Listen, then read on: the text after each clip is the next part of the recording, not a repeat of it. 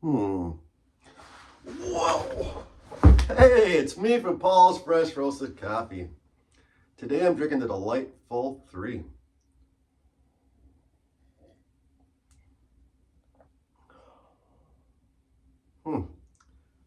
That's pretty good. Yeah, that is some good stuff. It looks like this. Zoom. It's $16 for a pound and $9 for 8 ounces. Not a bad deal. Not a bad deal at all. Anyway, it's a semi-dark chocolate flavor with an excellent medium roast finish with 3 separate quality of coffees. Hence the name, the Delightful 3. Yeah. You can find me on these cool sites.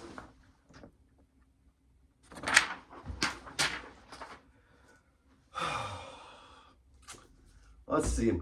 So do you know when you roast coffee, you generally lose about 15 to 20% of the weight? Pretty crazy, huh? So a darker roast, you're gonna lose more percentage of the weight versus like a light roast. Something cool to know. Or maybe not cool to know. I think it's kind of cool. Coffee talk. There's always something new in here. I think there is anyway. To me, the smell of fresh made coffee is one of the greatest inventions, says Hugh Jackman. I know I've said that before, but still pretty cool. How many cracks are in there in roasting coffee? Give you a second here. How many cracks are there when you roast coffee? 2.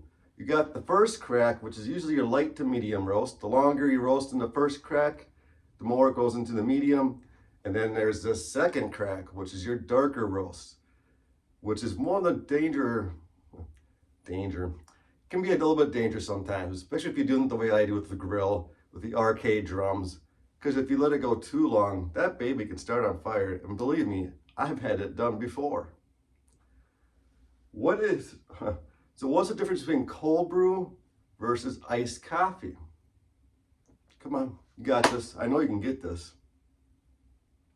Okay, so cold brew generally sits in the fridge for about 14 to 16 hours and just creates a delicious aroma, great flavors, and then you filter that out, you put it into a mason jar. I know I talked about this just recently, but whereas iced coffee, you might have a cup of ice, you pour the hot coffee on top of it, boom, iced coffee. Does light roast have more caffeine than dark roast? This is a little more of a tricky question. Got this? I think you got this. Not really. Because if you weigh the coffee equally, you would have the equal amount of caffeine. So if you had a cup full of grounded dark roast and a cup full of grounded light roast, that light roast is going to weigh quite a bit more than the dark roast, because when you roast that coffee, you lose that percentage of weight. So there you go. Did you know elevation, generally a higher elevation of coffee usually creates a higher quality coffee bean? With elevation, according to the Coffee Research Institute, in places with subtropical climates, the best elevation for growing coffee is generally 550 to 1100 masl.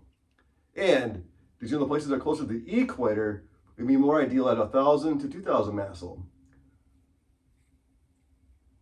I don't know what I'm staring out for. Look. Oh, I can't read my writing. Look for elevation on your coffee bag. It should definitely have show you the elevation of the coffee when you buy the bag, or the coffee in the bag. You know what I'm saying. It's important to have that information on the bag itself. Some pretty cool cover songs, I think, I highly suggest listening to is Simple Man, which was originally by Leonard Skinner, and then covered again by Shinedown. Then there's Bridge Over Troubled Water, which Zakk Wylde did. What? Yeah, Zakk Wylde did Bridge Over Troubled Water. And that it was originally done by Simon and Garfunkel. Duh. Then there's The Sound of Silence, which is like another one by Simon and Garfunkel. I'm tripping on my own words. And then it was redone by Disturbed. Really cool song if you haven't listened to that one yet. And last but not least for today, Let It Be. I know it's a Beatles song, but John Denver did it. And I actually think the John Denver version is even better.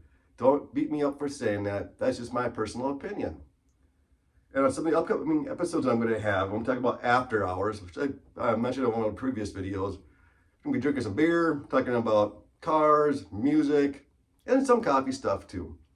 And then becoming a roaster, what it takes to, if you're interested in become a roaster, I'm going to talk about some of the things that you can try to see if it's something you're actually interested in trying. Yeah. So thanks again for watching Paul's Fresh Roasted Coffee. Goodbye.